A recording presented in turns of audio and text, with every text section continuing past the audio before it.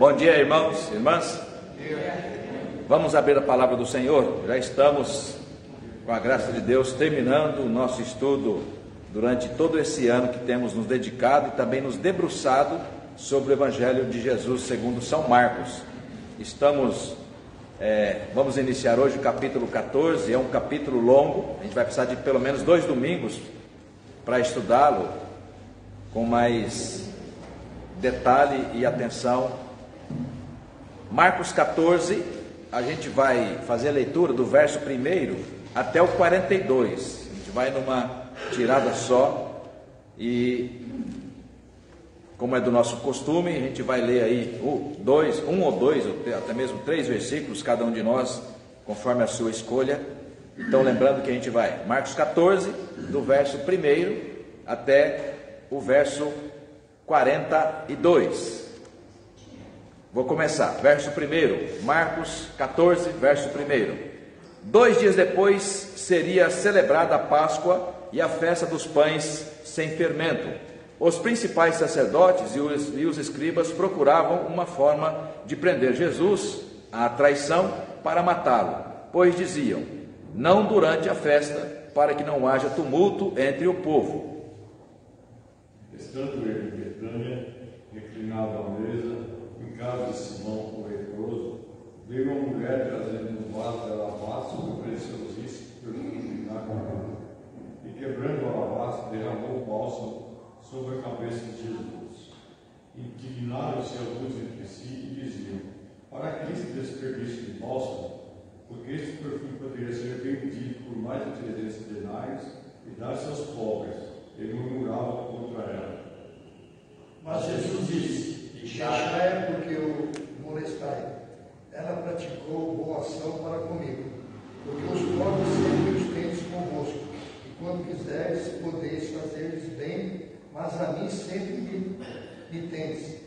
Ela fez o que pôde, antecipou-se e a ungir-me para a sepultura. Em verdade vos digo, onde for pregado em todo o mundo o Evangelho, será também contado o que ela fez para a memória sua. Verso 10. E Judas Iscariotes, um dos 12, foi ter com os principais sacerdotes para ver se entregar Jesus. Eles, ouvindo, alegaram-se e lhe prometeram dinheiro. Nesse meio tempo, buscava ele uma boa ocasião para o entregar. No primeiro dia da festa dos pães asmos, quando se fazia o sacrifício do cordeiro pascal, disseram os seus discípulos: onde queres que vamos fazer os preparativos para comer a Páscoa? Então enviou 2 dos seus discípulos, dizendo-lhes: ide à cidade e vos sairá ao encontro um homem trazendo um cântaro de água. Segui-o e dizei ao dono da casa onde ele entrar, que o mestre pergunta: onde é o meu aposento, no qual ele comer a Páscoa dos meus discípulos? E ele vos mostrará um espaçoso cenáculo mobiliado de honra. Ali fazeis preparativo. Saíram, pois, os discípulos, foram à cidade e, achando tudo como Jesus lhes tinha dito, prepararam a Páscoa. Ao cair da tarde, foi com os 12. Quando estavam à mesa e comiam, disse Jesus: em verdade vos digo que um dentre vós, que come comigo, me trairá. E eles começaram a entristecer-se e a dizer um após outro: porventura sou eu? Respondeu-lhes: é um dos 12, que mete comigo a mão no prato. Pois o Filho do Homem vai, como está escrito a seu respeito. Mas ai daquele que por intermédio de quem o Filho do Homem está sendo traído. Melhor que fora não haver nascido. E enquanto comiam, tomou Jesus o pão e, abençoando, partiu e lhes deu, dizendo: tomai isto, é o meu corpo. A seguir tomou Jesus um cálice e, tendo dado graças, o deu aos seus discípulos e todos beberam dele.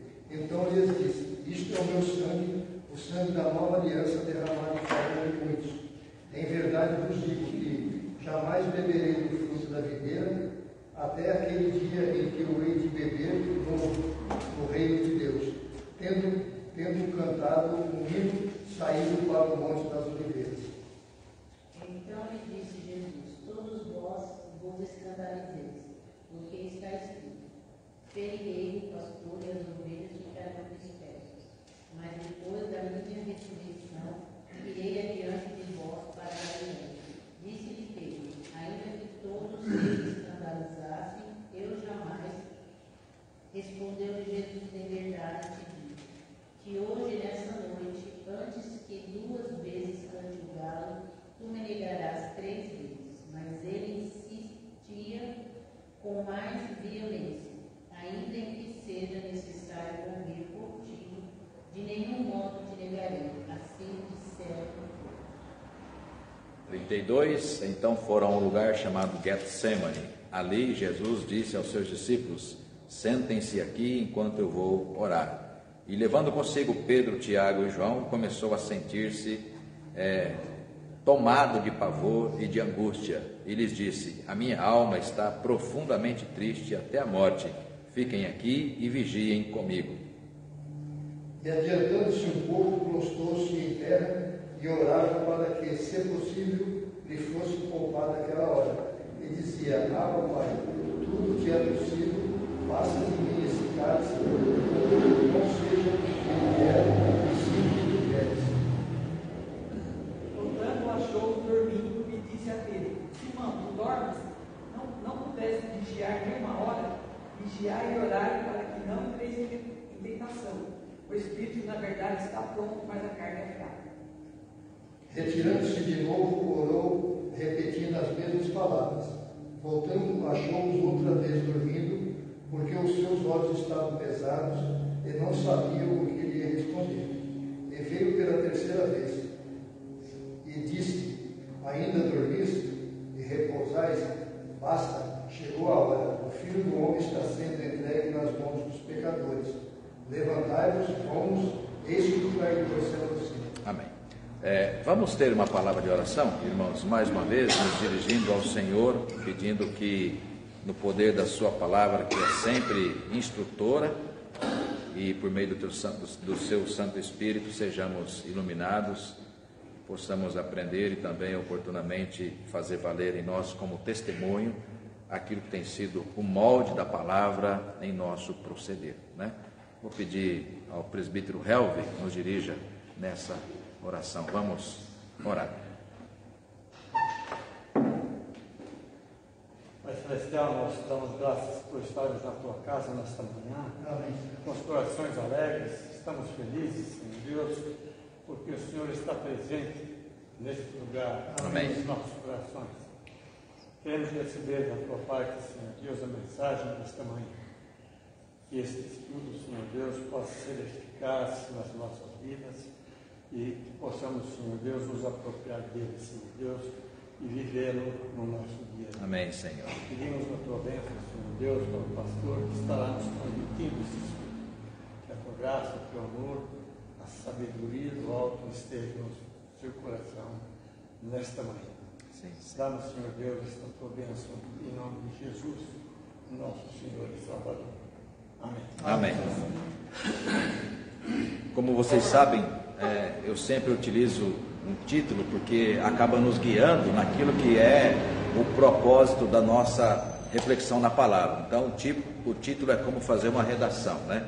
Ela vai, de alguma forma, apontar uma direção e certamente trazer um entendimento mais apropriado daquilo que nos propusemos a fazer. Então, para essa manhã e para essa aula, para esse bloco do texto de Marcos, lembrando que Jesus ainda está naquela última semana, né, quando ele entra em Jerusalém, e a partir do capítulo 11, né, de Marcos, Mateus é a mesma coisa, Lucas é a mesma coisa. Então essa última parte, Jesus está na sua última semana de ministério. Ele vai terminar exatamente na sua morte, prisão na quinta-feira, a gente chama de quinta-feira santa. Aliás, também é chamada de Via Crucis, porque é a semana em que ele entra em Jerusalém. Vamos imaginar numa segunda-feira, na verdade um domingo de Ramos, né? Ele entra domingo de Ramos, então conta-se 8 dias, né? Domingo de Ramos, quando ele está entrando em Jerusalém, coloca as palmeiras, né, as folhas pelo caminho, ele entra, é saudado, né, e gritam hosana nas maiores alturas. Ele vai diretamente para o templo, chega no templo, encontra naquele estado deplorável do ponto de vista religioso, e aí quebra as mesas, fala que a minha casa será chamada de casa de oração de todos os povos, e vós a transformais num covil de salteadores.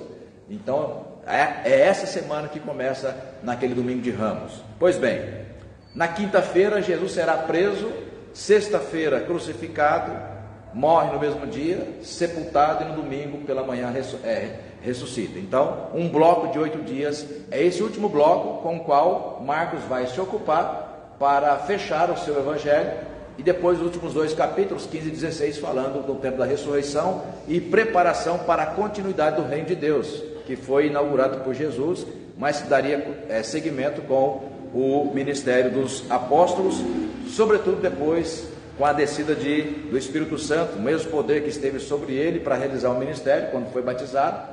Então, fazendo aqui um breve resumo para você entender essa última semana que nós estamos aqui descrevendo no Evangelho de Marcos, tá? Pois bem, eu vou começar com uma pergunta para mediar a nossa reflexão, né? Se você repare comigo de novo, verso 1, verso 2, Marcos 14, não fecha a Bíblia, tá? Marcos 14, versos 1 e 2. Depois daqueles dias, ou 2 dias depois, seria celebrada a Páscoa e a festa dos pães sem fermento. Aí essa expressão que sempre ocorre, irmãos e irmãs, fiquem atentos, sempre ocorre a expressão, os principais sacerdotes e escribas. E depois no verso 2, pois diziam, não durante a festa, os principais sacerdotes e os escribas procuravam uma forma de prender Jesus, de modo, a traição, para matá-lo, pois diziam, não durante a festa, para que não haja tumulto entre o povo. Ok, se você ler de novo, agora o verso 10, vou acompanhar comigo, o verso 10 diz, e Judas Iscariotes, um dos 12, foi falar com quem? Com quem? E o que eles fizeram? Foi de novo falar com os principais sacerdotes, escribas, e o que eles fizeram? Vamos pagar alguém que vai realizar o serviço para nós, Bom, então é importante a gente dizer, a partir dessa pergunta, por que queriam matar Jesus? Será que já ficou claro para você, nesses 10 meses, nós estamos estudando Marcos? Você já poderia responder para mim com tranquilidade? Para mim não, para nós, para a gente refletir juntos. Por que queriam matar Jesus? Josias, presbítero Josias, na sua ideia, lendo Marcos, ou diante de toda a sua experiência já acumulada lendo a Escritura, por que você acha que os principais escribas e sacerdotes, ou seja, eram aqueles que cuidavam do culto, por que eles queriam matar Jesus? Não foi só um texto, mas várias vezes, inclusive em Marcos mesmo, a gente vai encontrar várias vezes eles procurando um plano para matar Jesus, ou seja, para se livrar de Jesus. Por quê? O que a gente percebe aí, eles tinham inveja de Jesus, porque Jesus conseguia atrair grande multidão, e ele sendo o dono da igreja, sacerdote, escriba, era os mais lembrados da época, e eles estavam perdendo pessoas para Jesus, que estava lá para anunciar a salvação de uma maneira muito simples, de uma maneira que o povo entendia as palavras, e que anunciava ali o reino de Deus, que não estava firmado nessa terra. Então, era um reino que a gente devia gozar no presente e no futuro, mas para isso a gente precisava começar agora esse reino. Precisava ter uma mudança de vida, uma maneira diferente de pensar, certo, daquilo que os escribas e os sacerdotes ensinavam. Não era aquilo que eles ensinavam, mas Jesus Cristo estava ensinando a verdade, aquilo que nós devemos. Eu gostei da sua resposta, mas ela nos provoca mais reflexão ainda, tá? Porque é o seguinte, vamos considerar, e eu concordo em parte com o senhor disse, vamos considerar que eles tiveram inveja de Jesus. Então vamos considerar. Eu até acho que, eu diria que é um pouco mais grave, mas vamos pensar, só para começar a provocar a nossa reflexão, vamos pensar que seja inveja. Aí a seguinte pergunta então seria, como é possível uma alta liderança do tempo? Porque o texto faz questão de dizer, os principais. Então, essa informação, dona Isabel, é importante, Os principais, Vamos pensar assim, num presbitério tem vários pastores, né? Vamos tentar imaginar, sem citar nome, né? Vamos tentar imaginar, quando alguém dissesse, é o principal pastor do presbitério do ABC, né? Ou são os principais pastores. Do que se trata? Né? Do que se trata? Era gente bastante conhecida, gente que está exercendo liderança, por exemplo, quem está na executiva, quem é presidente do presbitério, ou seja, quem está há bastante tempo conduzindo. Outros que estão chegando vão mais ou menos seguindo a direção daquele que é, né, o principal, né? Não em termos de importância, mas de liderança mesmo, né, de maturidade. Então vamos imaginar, né, como é possível, gente de tanta experiência, porque era o principal, como é possível alguém tomado de inveja desenvolver no coração, mais do que inveja, o quê? Uma trama diabólica, porque diabólica para matar Jesus. Como é possível isso? Em que grau a pessoa tem que estar na sua espiritualidade para se permitir ser cego pelo poder a ponto de matar? Não vou nem dizer matar Jesus, né? Mas simplesmente matar. Eles tinham medo de perder o poder que eles tinham. Eita Deus! Né? Então, vamos para a terceira pergunta. Eu tenho absoluta concordância com você, Claudinei. O medo de perder o poder, prestígio, me deixa cego a ponto de matar, a ponto de roubar, a ponto de subornar. E aí a terceira pergunta é: isso ainda hoje é possível acontecer? É o que mais tem. Hoje, nos nossos dias, o que nós estamos mais vivendo, mais presenciando é isso. Tem meia dúzia tentando arrumar as coisas e o restante está destruindo. Pastores? Não, no geral. Não, nós estamos falando de pastores. Sim, não, também, pastores também. O contexto aqui é a liderança no templo. Isso do modo geral, em todos os setores da vida. Mas vamos focar na igreja, porque senão a gente perde mais pastores. Estamos falando do templo. O fato de esse medo de perder o poder, na verdade, o Flamengo falou, eu já ia até falar a respeito. Eu acho que isso abre uma margem para que o inimigo possa agir na pessoa a ponto de trazer pensamentos de que mate Jesus, que tire Jesus do caminho. Né? Isso a gente pode perceber nos nossos dias. Talvez não com a mentalidade de matar o indivíduo, né? O componente, mas de tirar ele do caminho, porque eu quero poder. Eu preciso do poder. Então, o inimigo trabalha no sentido, vamos tramar contra aquela pessoa para que a gente consiga tirar ela do caminho. Eu acho que é mais ou menos nesse sentido. Ok. Bom, primeiro vocês deixaram para a última hora, para outubro, que a gente está quase terminando, para soltar, né? Soltar a língua e começar a falar. Quando eu pego, eu ficava com medo. Hoje a gente já viu que estão ligados e estão indo muito bem. Olha só, gente, quando a gente lê o Evangelho desse jeito que nós estamos lendo desde janeiro, chega uma hora que a gente chega nesse ponto que nós estamos aqui, dona Débora, ou seja, que é tão claro, é tão óbvio, que aí ou a gente de fato imita o Evangelho, ou a gente cai num momento difícil que eu vou citar aqui, está anotado aqui a palavra, né? Que é para a gente entender o que é blasfêmia, né? Estamos vivendo tempos, irmãos e irmãs, difíceis, que a gente tem recorrendo para a Escritura, ou a gente fica com a Escritura, ou a gente fica cego para ela e vai seguindo esses pastores que estão fazendo o que sempre fizeram, né? Cegos pelo poder, entendeu? Vendem, roubam, mentem, usurpam, entendeu? E isso não é novo. Inveja, mas muito mais do que inveja, é uma cegueira espiritual tão grande, que aí vai cumprir a palavra que a gente vai ler daqui a pouco, quando Jesus fala blasfêmia, tá? O que é blasfêmia? A blasfêmia é o pecado contra o Espírito Santo. Daqui a pouco a gente vai citar o texto. Ou seja, ele fala: tudo que vocês fizerem contra mim será perdoado. Todo pecado contra mim será perdoado.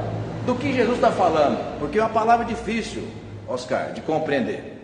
Então Jesus está encarnado representando a humanidade, tá? Então o pecado que nós cometemos no dia a dia contra Deus, mas um contra o outro, muitas vezes agindo, enfim, né? Isso é comum de acontecer. Nós vamos pecar mesmo por causa da nossa natureza, Entendeu?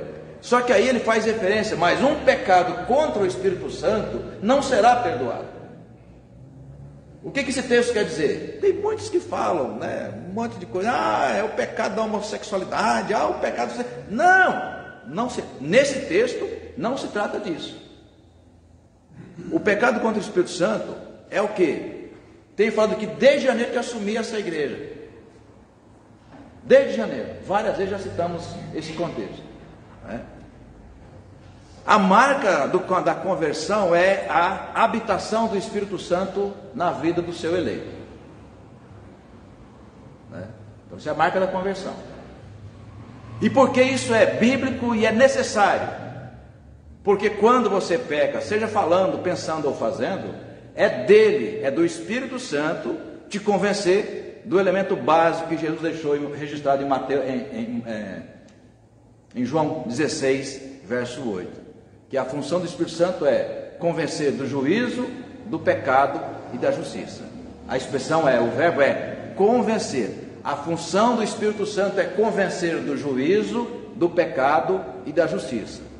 Então aí vamos voltar à resposta dada pelo presbítero Josias.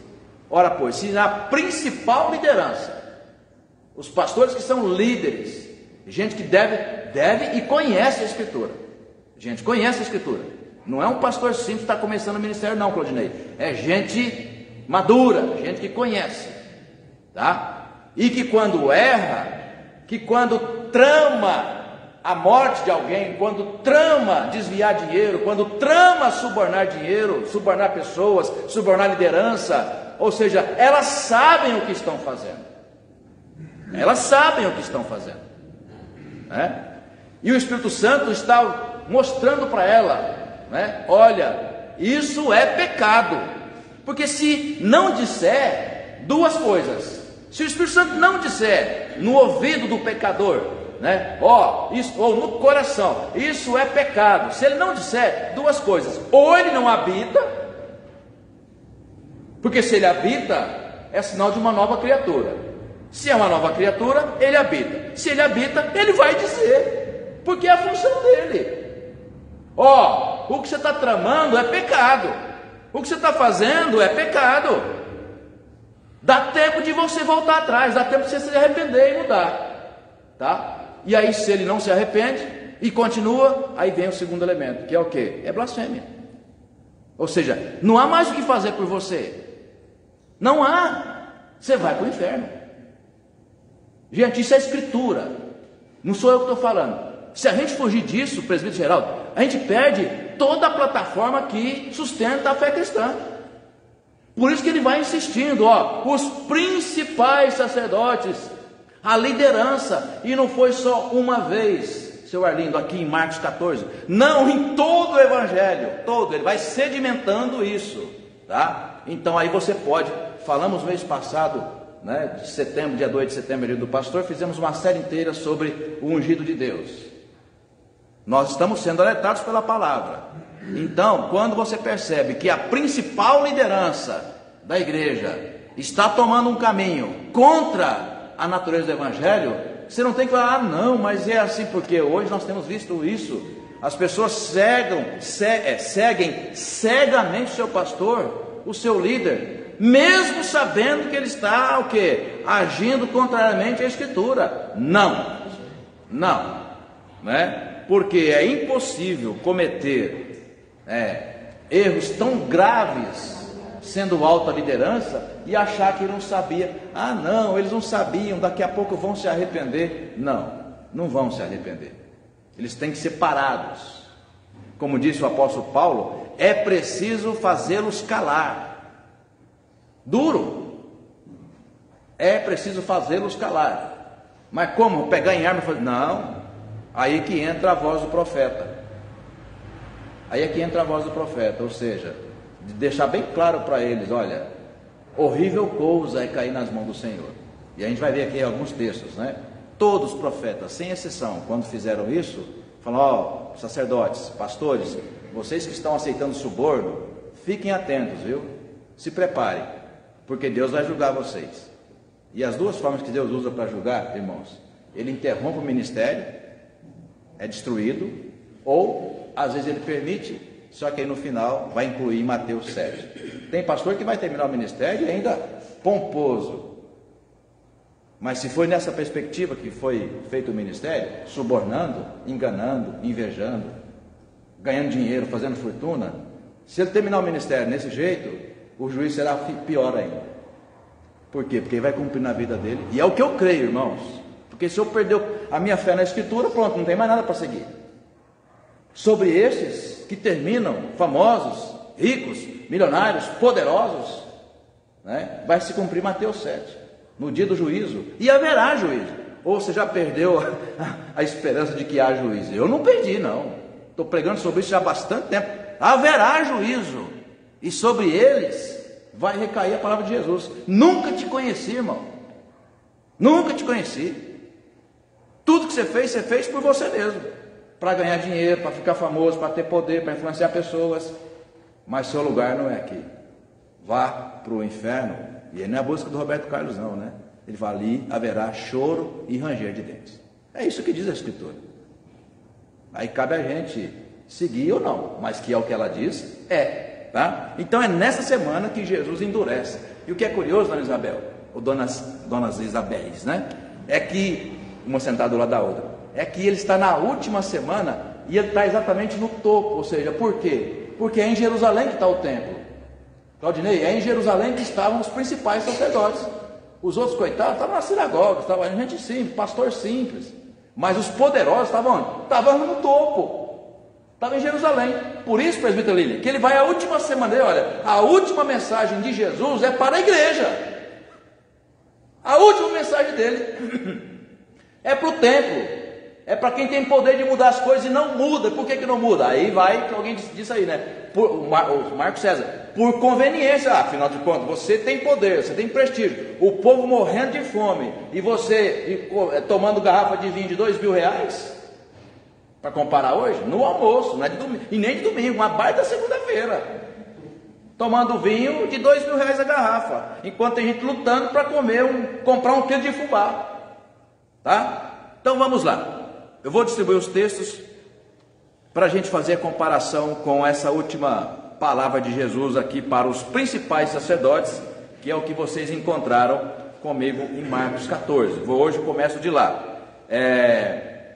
Seu Arlindo, vou dar uma tarefa difícil para o senhor, que é escondidinho o livro, mas está lá. Amós, se não tiver na Bíblia do senhor, o senhor troca a Bíblia, está com defeito. Amós 7:10. Amós 7:10. Dona Débora, vizinha, Amós 5:10. Josias, Mateus 23:23. Marcos César, Mateus 23:35. É um pouquinho para cada um. Lília, Mateus 23:37. Então vou repetir. Arlindo, Amós 7:10. Débora, Amós 5:10. Josias, Mateus 23:23. Marcos César, Mateus 23:35. Lília, Mateus 23:37. Liliane, Miqueias, difícil também, mas está pertinho ali, né? Miqueias 3:9-12. Miqueias 3:9-12. Claudinei, João 12. Vou aliviar para você, hein? João 12, 1-6. Helvig, Amós 8, 4-7. Amós 8, 4-7. Dona Eledi, Provérbios 11, 1. Esse texto de Provérbios 11, 1, meu Deus. Provérbios 11, 1. De cá. Dona Isabel, Bronzado. Mateus 12, 31 e 32. Milton, João 16, 8. Cleide, você pegou pedreira, Cleide. Esse texto é de dar na canela. 1 João, mais vizinho de Apocalipse. É fácil de achar, mas é duro de engolir. 1 João 3, 8. 1 João 3, 8. Presbítero Geral, Marcos 14, 44. Niceia, Mateus 18, 6-9. Josué, 2 Pedro 2, 20 a 22.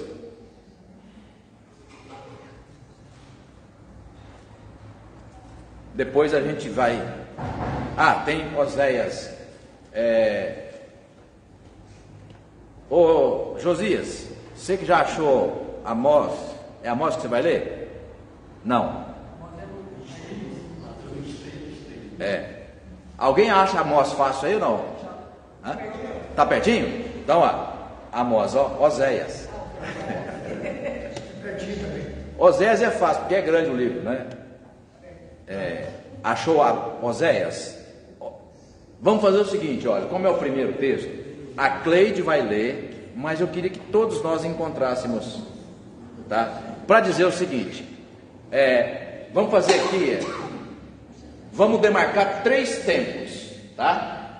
O tempo de agora, e aí vocês já concordaram que tem esses problemas que estão acontecendo no nosso país, pastores que aceitam mala de dinheiro, pastores que subornam, pastores que roubam, pastores que infelizmente, não vou nem falar o resto, né?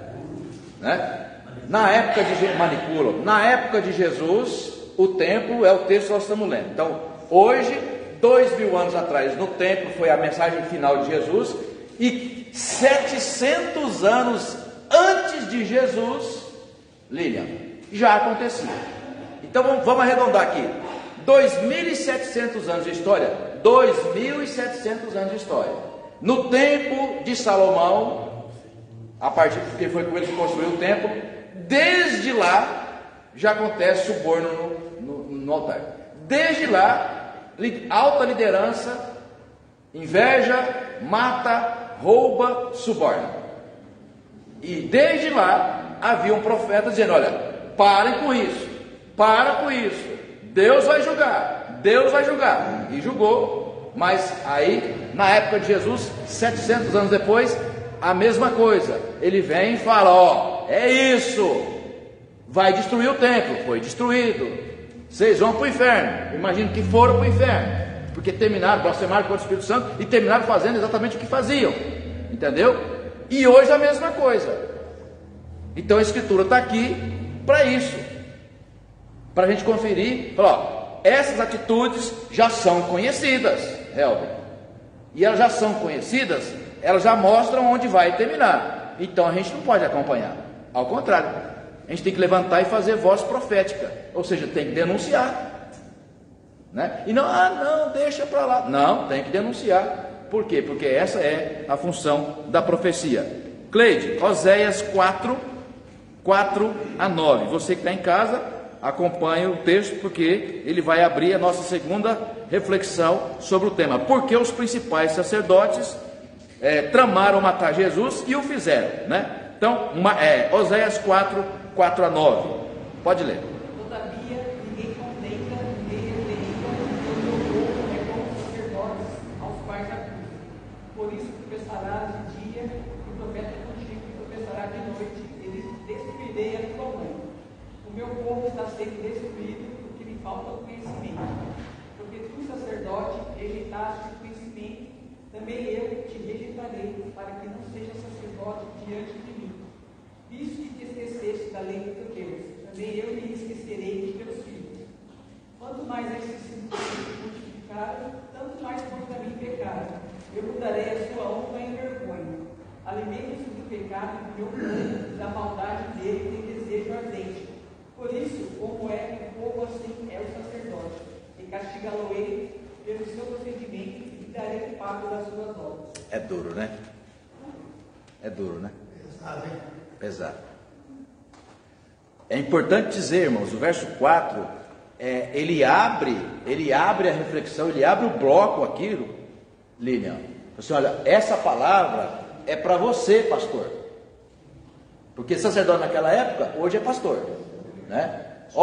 Essa palavra é para você, padre.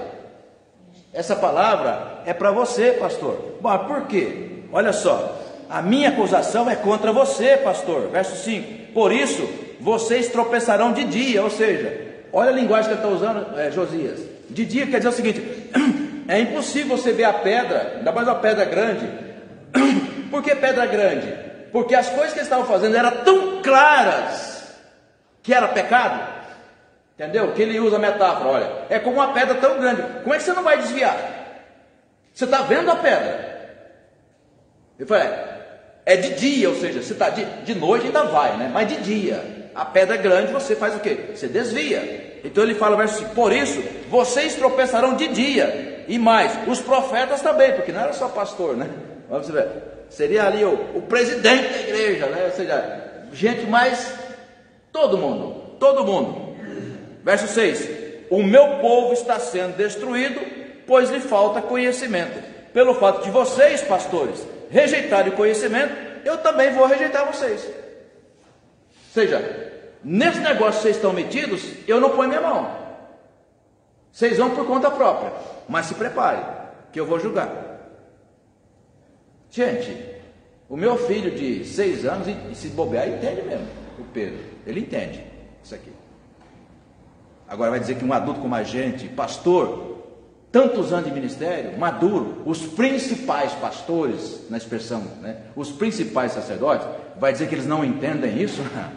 Claro que entendem, e entendem muito claro. Mas a pergunta é, e há quanto tempo estão longe da Escritura? Porque coloca aquilo que ele coloca o povo está sendo destruído porque falta o quê?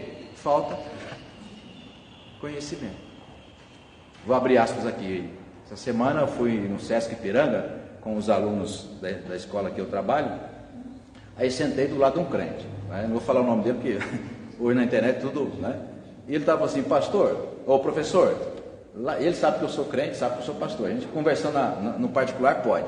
Aí ele falou, lá em casa a Bíblia fica lá de segunda até domingo de manhã, ninguém lê.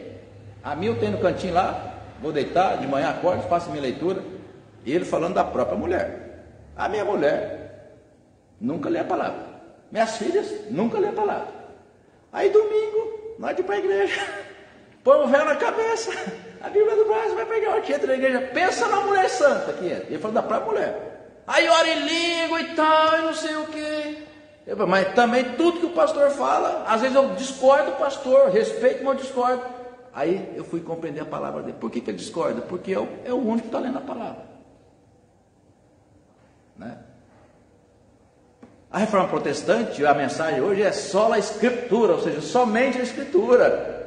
Tudo o que aconteceu para que a gente pudesse ter a Bíblia em português aqui ao nosso dispor. Hoje você tem aplicativo que ajuda a entender a Escritura, você tem nota de rodapé, você tem um monte de coisa, um monte de recursos para você estudar a palavra, aprofundar, adquirir conhecimento, porque o meu povo está sendo destruído porque falta conhecimento. Hoje falta conhecimento não é porque não ensinam, porque alguns ensinam. Mas a pergunta é, e há interesse? Não. E lá a igreja pentecostal, eu perguntei, mas aí, ô seu fulano, e tem estudo bíblico? Tem, mas não vai ninguém, pastor. Agora coloca tarde da bênção, tarde da libertação, noite de cura, aí ó, percebe? Então o povo está sendo destruído, por quê? Porque falta conhecimento. Falta conhecimento porque não estão ensinando? Não. Eu me disponho a ensinar, faço isso há quase 30 anos. Mas são os grupos que onde menos vem gente interessada. Por quê? Quem é que quer aprender a Escritura, levar a sério? Desculpa, poucos. Por quê? Prefere seguir o líder, prefere seguir ali. Mas quando o líder se corrompe, aí, eu já passo a palavra para você, irmão. Aí ele fala no verso 8, alimentam-se do pecado do meu povo. Então o povo sem uma liderança corrupta torna-se pecador também, e aí vira um processo que simbiótico, ou seja, ninguém mais percebe ali o certo do errado, porque o povo não é mais ensinado, entendeu? Aí começa a pecar, e os sacerdotes, os pastores se alimentam do pecado do povo que não tem conhecimento. Foi assim que surgiu a reforma protestante, gente. Meu pai do céu, como é que pode chegar aonde a gente chegou de novo, saindo de onde a gente saiu? Foi por isso que surgiu a reforma protestante. Oscar, que foi lá recentemente, foi por isso, porque não se tinha mais Bíblia, tinha o quê? O padre, com todo respeito, dirigindo a missa em latim, óbvio, em latim, que só os cultos e nobres e universitários que liam e sabiam, entendiam latim. E de uma população que 95% era de analfabetos, né? Ou seja, não era claro a razão, vamos deixar o povo ignorante, porque o povo ignorante não contesta, não critica, não tem opinião própria. Por isso, Oséias está condenando. Depois, se você vai ler o restante da história, você vai descobrir como é que termina. Templo destruído, exílio, passa o tempo. Chega a época de Jesus, ele encontra exatamente o mesmo contexto. E hoje nós estamos vivendo exatamente o mesmo contexto. Fala, Alice. Ultimamente a gente fica assim, sem em tudo, né? Na igreja, vem, a gente tem um estudo, fala. Daí você olha, o outro fala a mesma coisa, mas está sendo difícil, para mim principalmente, né? Eu mesmo não entendo muito a palavra, leio, busco, mas ainda muitas coisas não entendo. Mas fica difícil você ver o certo e o errado do jeito que o Senhor fala. Porque o Senhor fala para a gente numa linguagem que eu não tinha ouvido ainda, mostrando, olha, aqui é assim, os outros falam. Mas muitas vezes não me dava a língua para mim ler de novo, né? 2 vezes, 3 vezes, a mesma coisa. Então eu fico imaginando, como que eu vou ver o certo e o errado exatamente? Porque as duas pessoas estão do lado, praticamente falando as mesmas coisas. Então está difícil assim, né? A gente sabe que é certo, o senhor fala, olha, é certo, isso. Tem hora que eu falo, meu Deus, eu estou falando tudo errado. Porque é difícil entender. Eu não sei se é eu que não estou entendendo as coisas, mas eu falo em relação à igreja, né? Outras pessoas, minha filha está indo em outra igreja, então ela chega e fala, mãe, é isso.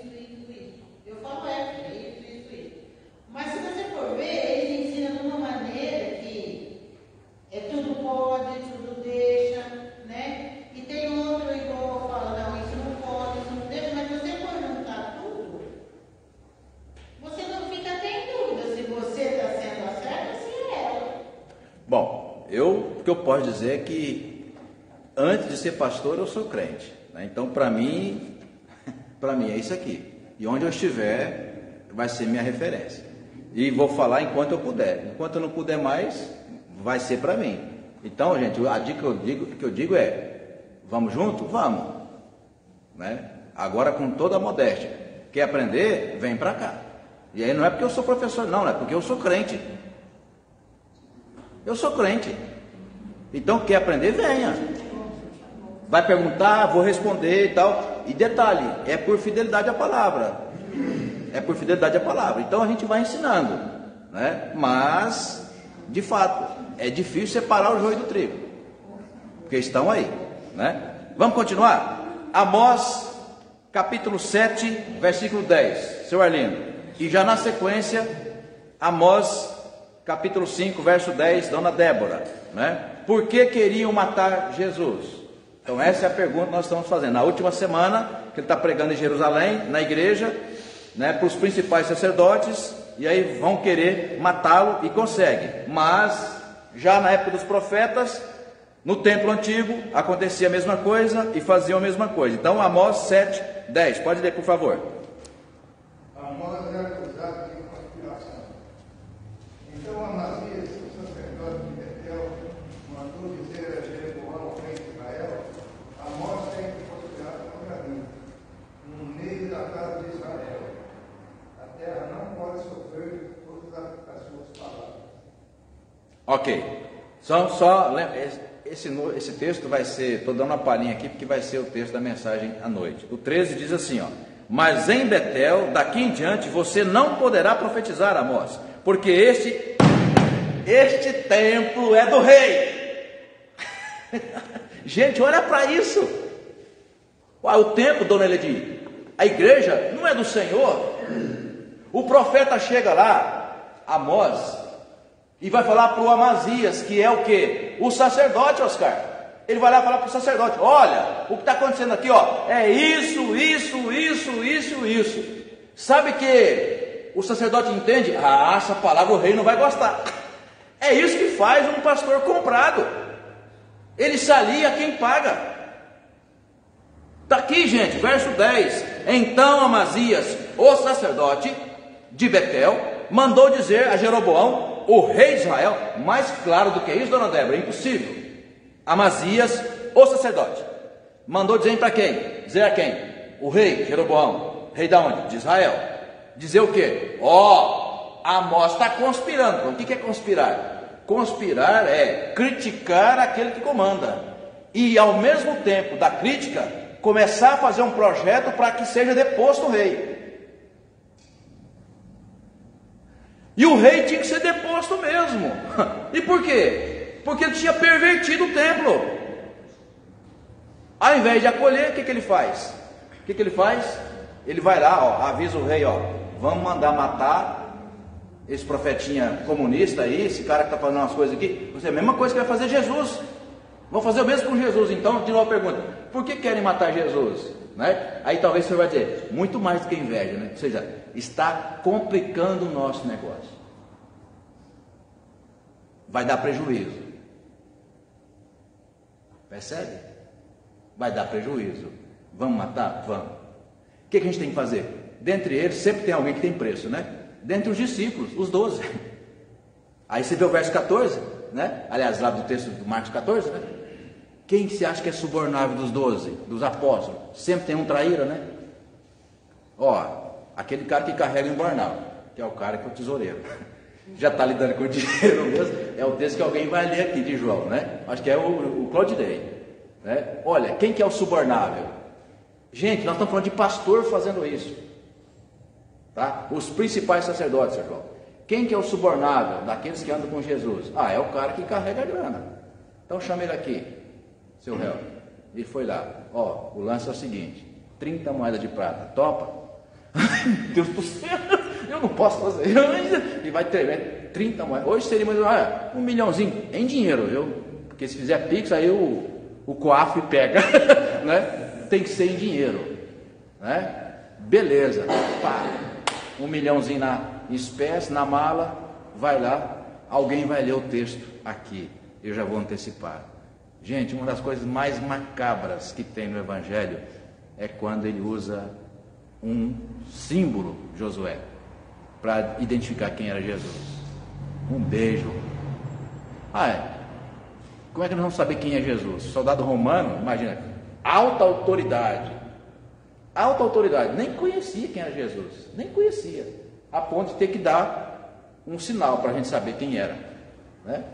Aí ele chega e diz assim: aquele a quem eu beijar é o que deve ser preso e morto, é o agitador, é o arruaceiro. E aí ele chega até Jesus, né? Antes de beijar a Jesus, Jesus o acolhe, o recebe e fala: salve amigo, aqui vieste. Cara, desculpa a gíria, mas esse texto é de uma decepção tão grande. Quando ele vem ao encontro de Jesus, Jesus o interpela e pergunta, e diz: salve amigo, aqui vieste. E ele dá um beijo. Aí com um beijo, os soldados romanos pega Jesus. Aí você vai dizer que os principais sacerdotes não sabiam o que estavam fazendo? Milton? Será que sabia ou não? Com certeza. Com certeza. Isso é pecado contra o Espírito Santo. É blasfêmia. Ou seja, é uma mente e um coração, dona Odete, que não sentem mais o agir do Espírito Santo. Não há mais o que fazer. Porque se o Espírito Santo não convence mais do pecado, Lília, não há o que fazer. Se o Espírito Santo não convence, você acha que é o Adilson que vai convencer? O Milton? A Cleide? Claudinei? Helvig? Não. Essa função é do Espírito Santo. Por isso um coração petrificado, né? Uma das mensagens mês passado, né? A vocação pastoral, o percurso entre as mãos de Deus e as mãos do presbitério. Eu fiz um sermão sobre isso. Ou seja, a vocação pastoral, o percurso, ou seja, que é o caminho, né? A distância, né? Desde quando ele foi chamado, ou ela, né, Lídia? Aquela vocação bonita, linda, maravilhosa, a pessoa começa. Mas aí no percurso, Satanás vai jogando o quê? As tentações. E o bicho é tão desgraçado, meu Satanás, ele é tão Satanás que ele nunca muda de estratégia. Ele sempre oferece as mesmas coisas, 3 coisas: dinheiro, fama e poder. Nunca mudou de estratégia. Dinheiro, fama e poder. Dinheiro, fama e poder. Dinheiro, fama e poder. Nunca mudou. O descarado ofereceu até mesmo para Jesus. Mateus 4, de 1 a 11. Ó, se você só um pouquinho me adorar, toda essa glória será sua. Né? E continuam caindo. Então sabem o que estão fazendo. Sabem. Por isso o juízo está lavrado. Né? Deus vai julgar e não há dúvida. Amós 5, 10. Aí mesmo contexto. Amós 5, 10. Obedeceis na porta ao que vos repreende, e abominais o que falas sinceramente. Ok. Amós falando a mesma coisa. Se vem um profeta, se vem um pastor, e falou assim: ô pastor, com todo respeito, um pastor falando para o outro, com todo respeito, viu? Não é porque você tem uma estola sacerdotal, ou não é porque você é ordenado, que você está acima da palavra. Ninguém está acima da palavra. Pastor, com todo respeito, ou o senhor muda de atitude, ou o senhor vai perder o ministério, ou o senhor vai para o inferno. Pastor, mas que palavra dura? Não, não é meu, não é minha palavra dura, é o que diz Jesus. Ele falou assim, ó, verso 10, olha: vocês odeiam quem repreenda no tribunal, vocês detestam quem fala com sinceridade. Olha, quem é que detesta a palavra de Deus? Olha, quem está longe dela. Então, de novo a pergunta, a gente vai ter que voltar domingo que vem sobre o tema, né? Falta só 5 minutos. Por que queriam matar Jesus? Porque Jesus foi falar: ô galera, vocês perverteram o templo, vocês transformaram o templo num covil de ladrão. O templo hoje seria o quê? É a igreja. Bom, e por que fizeram isso? Por dinheiro, é claro. Por ganância, por inveja, a ponto de estarem tão cegos que mata Jesus. E mataria quem quer que viesse. Porque o poder faz isso. Poder, dinheiro e fama. Exatamente isso. Por que mataram Jesus? Porque Jesus começou a atrapalhar o negócio deles, né? Vamos terminar, falta 5 minutos só, depois a gente retoma domingo que vem. Olha que curioso, qual foi a profecia de Jesus? Né? Esse templo será destruído, e em 3 dias será reconstruído. Mas como assim? Sim, toda essa glória que vocês construíram em torno de um templo, que vocês perverteram, isso aqui vai acabar. Então a que ele se referia? Sexta-feira serei entregue, por causa dos pecados, inclusive esses que vocês estão cometendo. No domingo ressuscitarei. Então a nova aliança. A nova aliança é o que? É aqui no coração. O templo é para adorar. O templo é para adorar. Mas a experiência com Deus é aqui, é no coração. O templo podem perverter, aqui não. Por que não pode perverter o coração? Porque quem vai fazer a proteção desse coração de crente é o Espírito Santo. Agora, se o Espírito Santo não tiver mais o que fazer, aí já não há mais o que fazer por aquele que acha que é crente. Por quê? Porque o coração dele está petrificado. Então nem o Espírito Santo faz a obra que tem que fazer. Você acha que a igreja vai fazer? Percebe a relação? Né? Bom, vamos até o final dos textos que a gente passou até completar o nosso horário, tá? O próximo texto é Miqueias. Miqueias 3. Quem que vai ler Miqueias? É Lilian? Liliane? Miqueias 3, 9 a 12. Pode ler, irmã.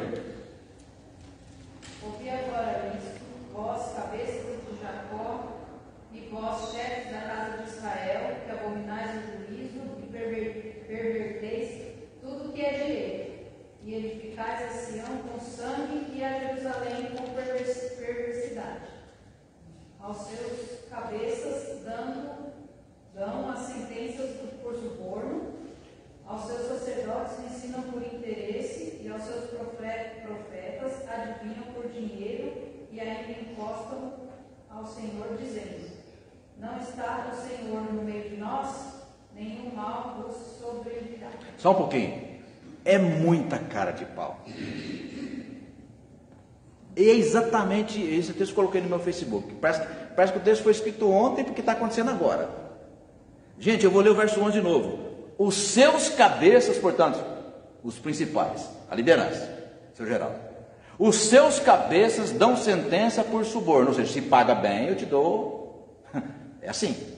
Agora aqui a gente pode aplicar a justiça, né? A justiça, o político.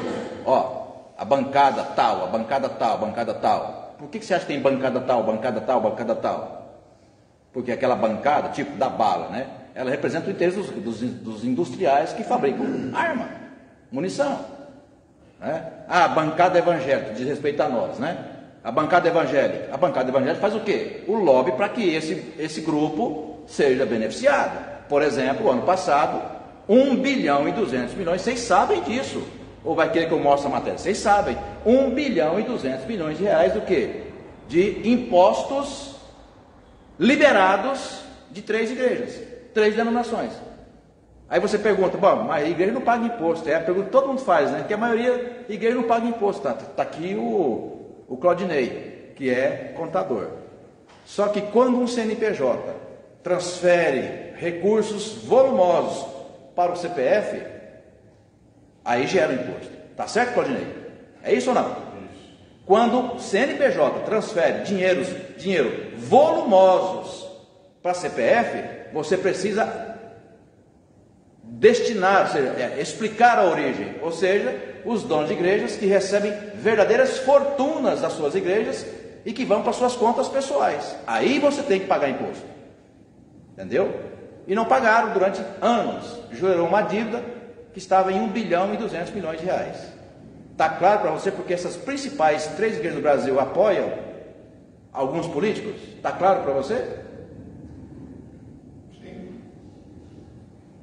E detalhe, se você perceber, para ver que não é de hoje, os mesmos que apoiaram em 2003 o presidente Lula. Tem fotografia e tudo.